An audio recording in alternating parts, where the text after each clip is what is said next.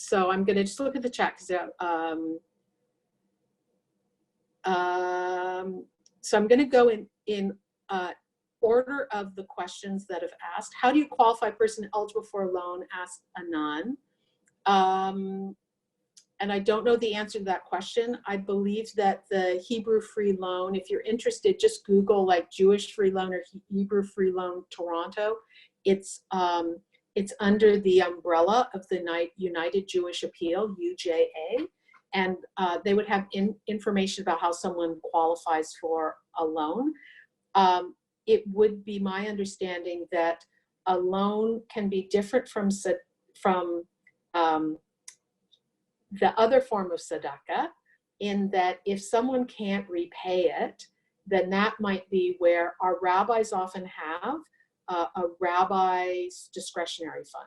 So if someone is very, very low income and we don't believe that that person's going to be able to repay, people often, the rabbi has a discretionary fund, and how the rabbi builds that discretionary fund is, for example, the rabbi may perform a marriage, may perform a baby naming, may perform a bar bat mitzvah, and people often in thanks will make a donation to the rabbi's discretionary fund. They'll often make a donation to the congregation to celebrate this happy moment, and they'll often make a donation to the rabbi's discretionary fund. So I think in answer to your question, someone who qualifies for a free loan would be someone who is going to have an ability to pay it.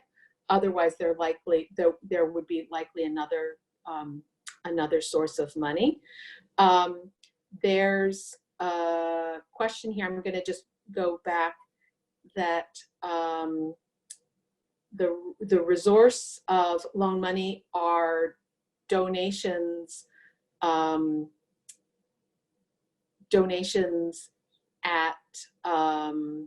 donations from the community. So that's what the source of the free loan is.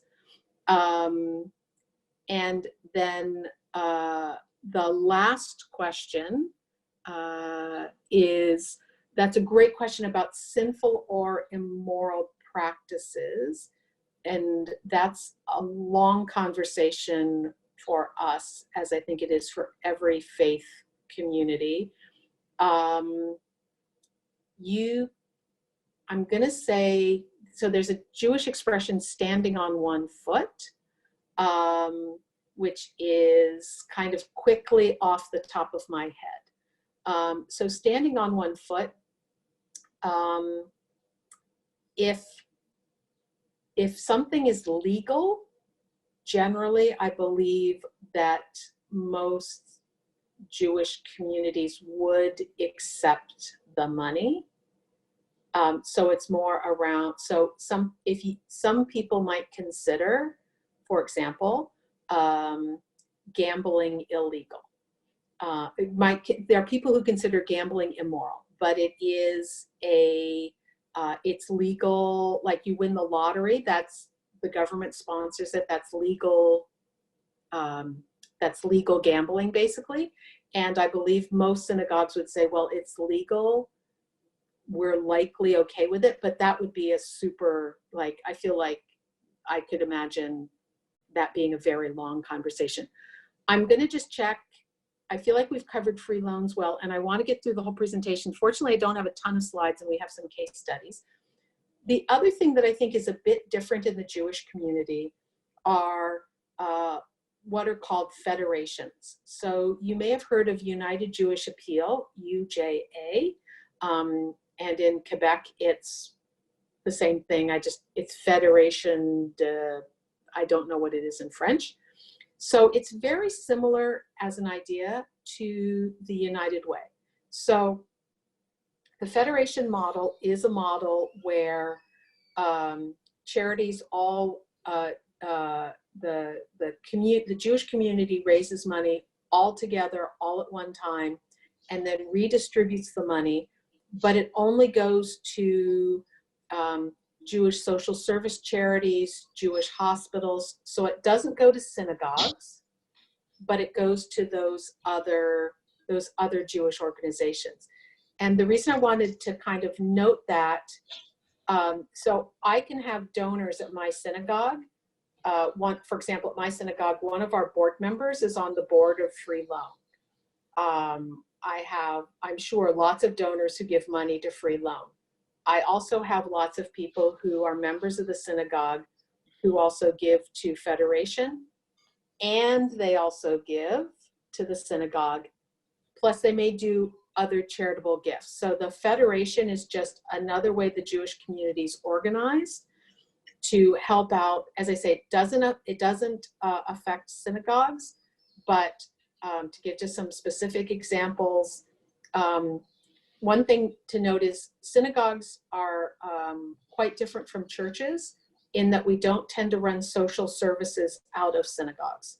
So like a kosher food bank is generally run, it's its own organization.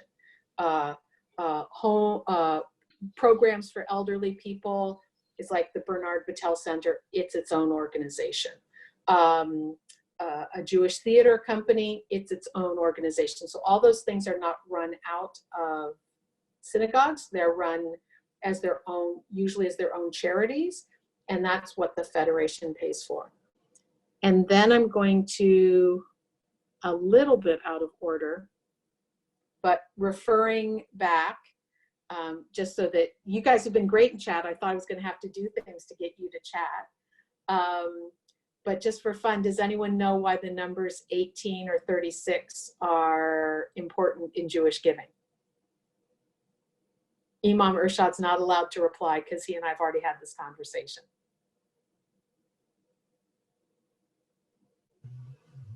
Sorry, can you repeat the question?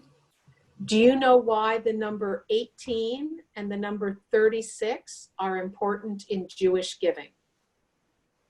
Other than that, 36 divided by 2 is 18. I don't know. You're actually onto something there. So very quickly, the number for life in Hebrew, we don't use Arabic numerals, we use letters, and the number 18 is also the word for life. So the number 18 is the word for life, and 36 is double chai, because the word for life is chai, and you've heard l'chaim as a toast. So double chai is 36. So when I was referring earlier to life cycle events, and moments where maybe someone gives money to the rabbi for the rabbi's discretionary fund, which the rabbi can then do to give probably more what we would conventionally think of in Canadian terms as charity, to help someone out who maybe needs money for food, who maybe needs money for their rent. That money goes into the rabbi's discretionary fund. We as a Jewish community have landed on the numbers 18 and 36 as being proper or appropriate numbers. So someone may give $18 or $180 or, $3,600 as a way of, it's a way of showing gratitude and also a way of supporting life. So my hope in talking to you today, and then I'm going to talk a little bit more directly about synagogue stuff in a moment, is my hope is by letting you know about the notion of tzedakah, the Free Loan Society, the federations, and rabbis' discretionary funds. They may be things you already do, or they may be things that you can sort of export from Judaism, including you may or may not have numbers that particularly signify good things. But those at least are common milestones in the Jewish tradition. So the last thing, and then we're going to go to a case study. And I hope I'm not quite sure why my screen was blinking like that. Did you have a question, or you just did your cat Pharaoh unmute? Okay, I wasn't sure if someone else had a cat unmuting them. So the other thing, so I've already talked about kind of tzedakah. I've talked about how one way Jewish communities support those who are in financial need is free loans. I've talked about how federations are a way they support particularly our social services and our cultural groups. And I've talked about Rabbi's discretionary fund, and I've talked about the numbers 18 and 36.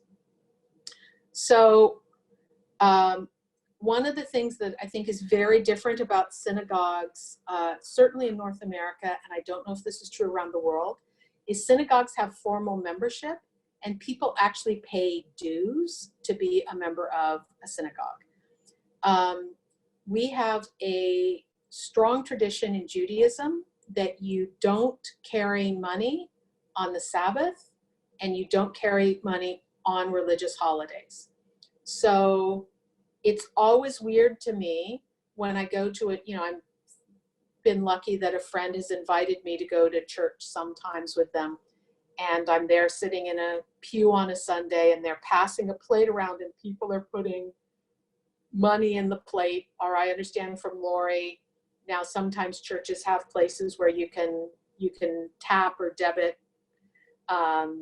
in the church and somewhere.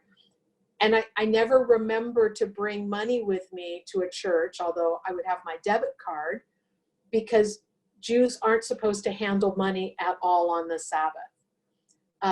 And so the most common times where we're going to be together as a community are going to be Friday night and Saturday morning for our Sabbath and for the Jewish high holidays, which are our biggest moments. And so we can't have cash. We're not supposed to have cash on us. We're not supposed to have, debit or credit cards on us. So the way synagogues manage this is we have formal membership, which sounds funny because usually you think of membership as being, the gym or maybe an art museum. You don't think of membership as being a congregation. So we have membership, and it is in relative terms, it's what I would say informally, it's a real amount of money. So different synagogues have different systems. The two most common are either everybody pays the same amount of dues and those who can afford more pay more. That model, which is called a fair share model, is often about $1,500, around that range, for each family. So whether your family has one person or your family has 5 people, your family will be paying $1,500 to be a member for a year. The other model is people have these complicated situations where people pay a bit of money to be a member, and basically the more money that you make to a certain level, the more dues you pay. So in that situation, you will still likely have people paying, even at the lowest, the smallest dues category, people are often paying, let's say, $500. So it's still, if you're someone making $20,000 or $30,000 a year, $500 is a lot of money to you. And then at the top, it could be that someone may be paying $4,000 or $5,000 a year in dues. So the question you're going to have, and the answer I'm going to say is yes, is I know, for example, the synagogue where I am, we have 200 people who pay not $1 in dues. They're very low income. They're maybe living in long-term care and are, not able to participate anymore in the life of the synagogue in their way. Clergy will still visit them, talk to their family, but they're no longer active. So what that dues does is it helps support the synagogue. And it also means the one thing that you may have heard Jewish people talk about are high holiday tickets. So your membership gets you high holiday tickets. And for reasons both of security, because we have the same worries, unfortunately, about security. I think that is something Jews have more in common with Muslims, about being worried about safety in our congregations. So partly for security and partly to help keep the organization going, you have to have paid your dues to be high holiday, in order to get high holiday tickets. The answer to the question, when you're traveling, you absolutely can visit other synagogues.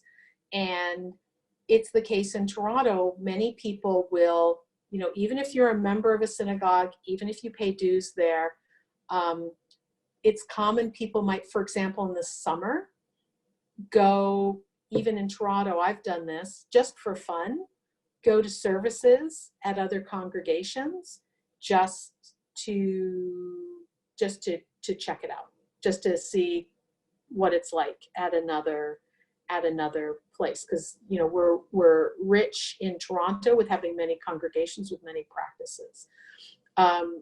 Great question. The Jewish New Year, Rosh Hashanah and Yom Kippur. Rosh Hashanah is a 2-day holiday, usually in September, and 10 days later it's followed by Yom Kippur.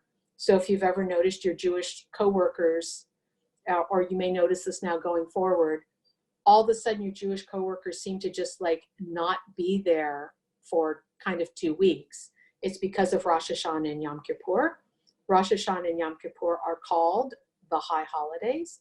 And for the high holidays, you need to have a ticket in order to get into a synagogue, for the reasons I described, both in terms of helping make sure the synagogue has support, and also making sure, for some safety reasons. But tickets for the high holidays, also because we get such a huge volume of people coming to services, that we often on the high holidays, so high holidays being the 2 days of Rosh Hashanah and the 1 day of Yom Kippur, we often have to have maybe 4 services in a day to make sure my congregation where I am has about 1,600 families. Some families are a group of 1, but some families are a group of 4 or 5. So to fit that many people in our sanctuary, we have, often we'll have an 8 a.m. service, an 11 a.m. service, maybe a 1:30 service, and a 4 o'clock service. So that way everybody gets into the building, and their tickets let them know which time they're able to go. So I'm going to pause right now, because next I believe we're going to have our case study.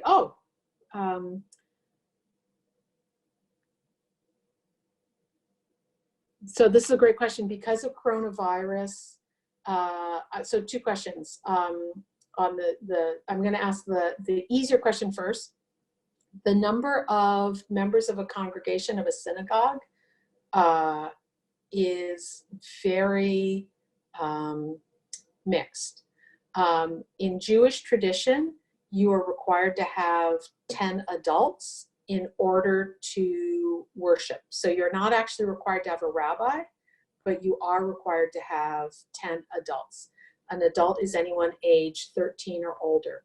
In traditional Jewish faith, that's 10 men. In more liberal Jewish faith, and I'm a liberal Jew, it's 10 adults. So there are congregations that can be as small as 10 or 20, and they're meeting in someone's living room. There are congregations as large. There are some congregations in New York City that have 5,000 and 6,000 family units. In Toronto, I think you're more going to be seeing a range of 800 to 1,200 if they have a building. So if a synagogue has a building that's a separate building that's maintained, there's probably at least 800 people that are members of that congregation. If they have had Jews are many of the Jewish community arrived in Canada in the early 1900s. So there may be small congregations and they own a building and they own their land. So they're able to keep going with maybe a part-time rabbi because they don't have as many expenses.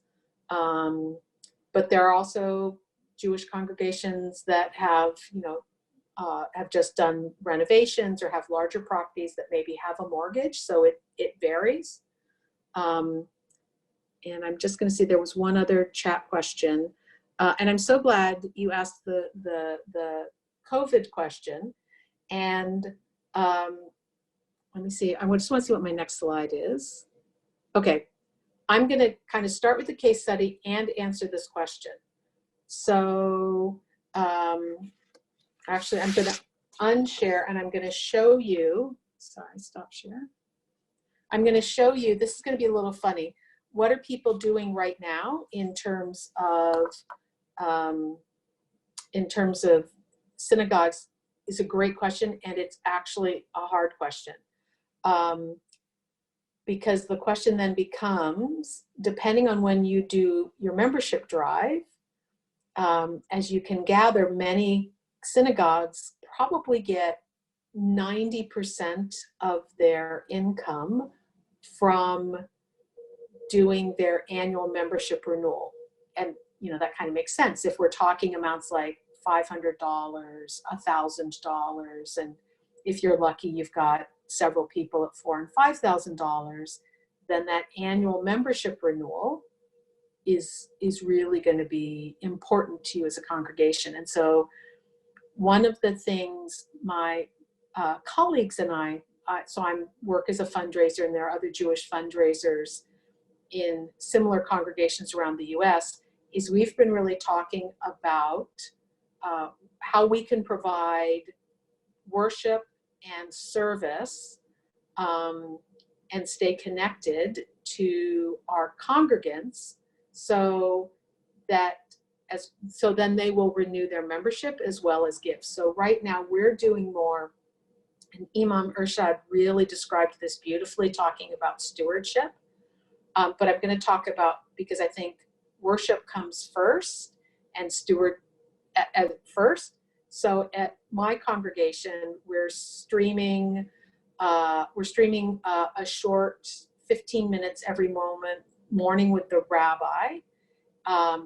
And that makes sure that people have a chance to see him, and it lets us be sure that every day we can do the prayer for healing for everyone that's ill, and we do a prayer for everyone who's died in the last 30 days, and that's a part of our, that's an important part of our culture. The other, in Jewish culture, when I was talking about the rabbi's discretionary fund, it's not required, but it is often the way. So let me be clear. I'm sure that rabbis are doing this everywhere because it's the right thing for the community. Is that right? So it's not like people are like, oh, this is how I'm going to get money. It is common, though, because we keep those prayers up, one of the things that's connected with those prayers, people often make some donation. But so there's been that piece of getting the worship up and going, we also teach religious school, getting our school up on Zoom, and then also doing some, we also do adult education. We may do adult study classes. And then we just had the holiday of Passover. So it's going to be a little weird. I'm going to put it up on my screen in this form, which is going to be a little bit funny. And it's particularly funny because I've got my background on. How do I make this go? Yes, there. I'm actually going to turn my background off so that you can see this.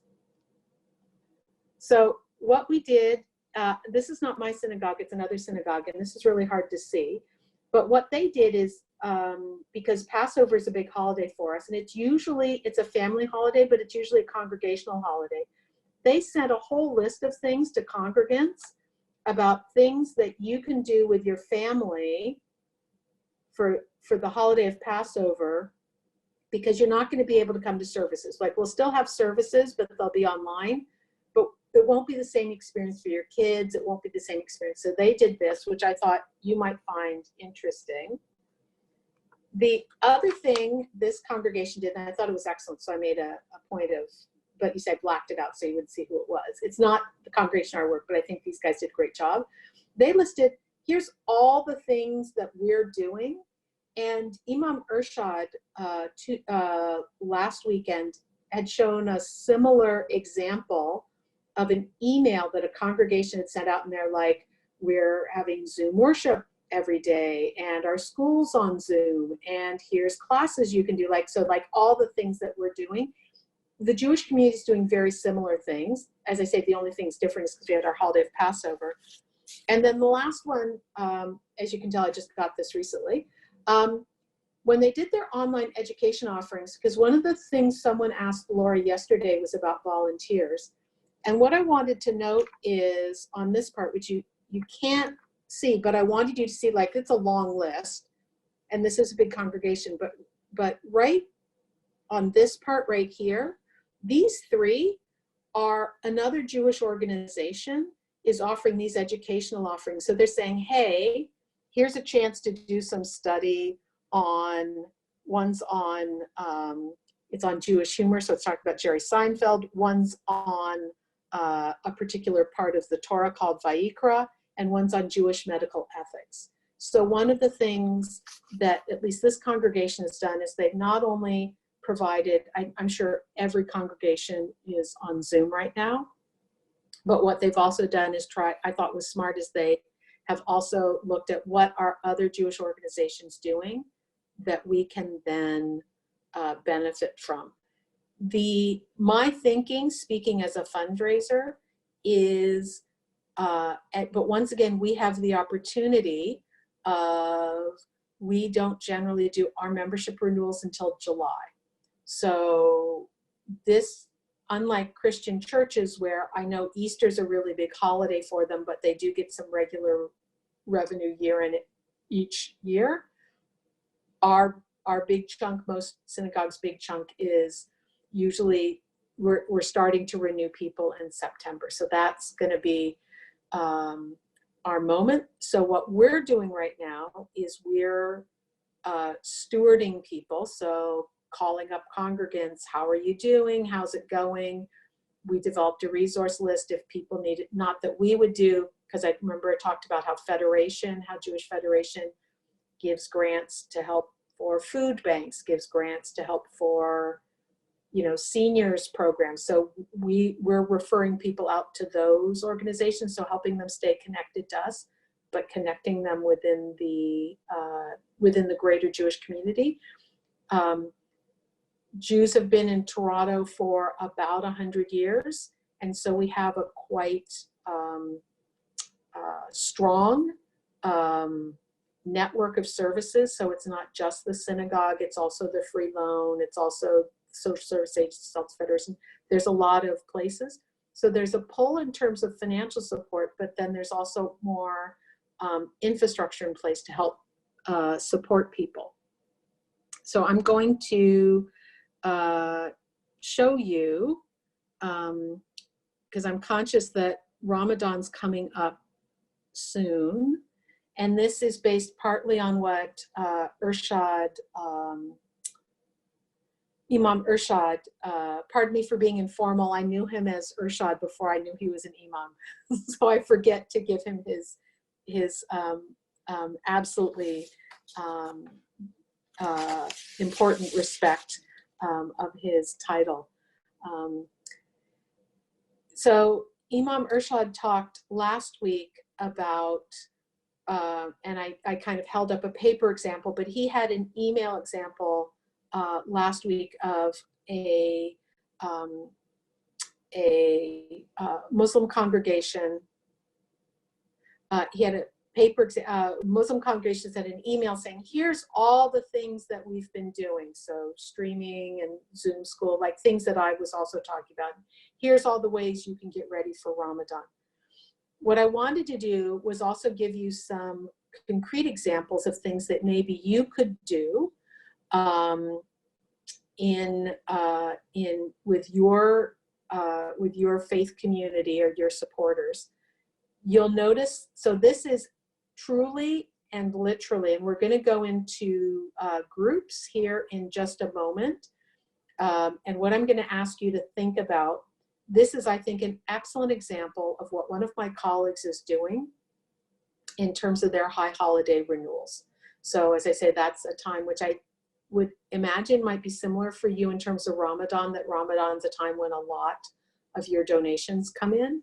So that for us is our high holiday time. That's really when we do our membership. So you may not have membership, but what we have in common, I think, is that it's a time when there's a lot. There's a lot of activity, and it's very financially important.